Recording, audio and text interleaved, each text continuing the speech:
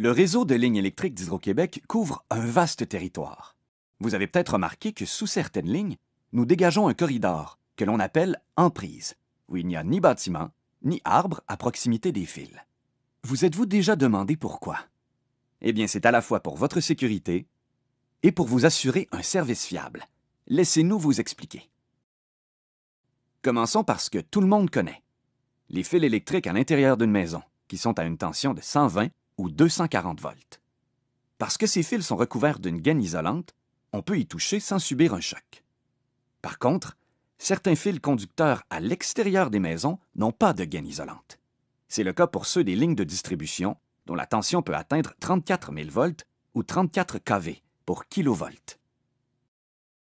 Il n'y a pas de gaine isolante non plus autour des lignes de transport, dont la tension peut aller jusqu'à 765 000 volts. C'est 6 000 fois plus que les fils de votre maison. Aussi, pour éviter que la végétation ne s'approche trop des fils, Hydro-Québec doit s'assurer que toute l'emprise soit dégagée.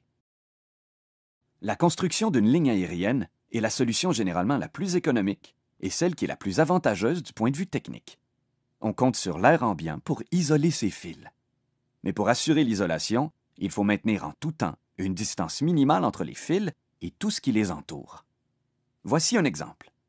Un arbre pousse sous une ligne de transport et avec le temps s'approche trop près des fils.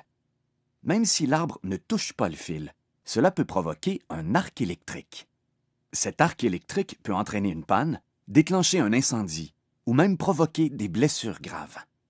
Pour la sécurité de tous, rien ne doit s'approcher de ces fils électriques. Ni vous, ni vos outils, ni une partie d'un arbre pendant des travaux d'élagage ou d'abattage. Il existe plusieurs types de lignes. Les lignes de distribution sillonnent nos quartiers. Les fils au sommet de leurs poteaux n'ont pas de gaine isolante et peuvent atteindre une tension de 34 000 volts.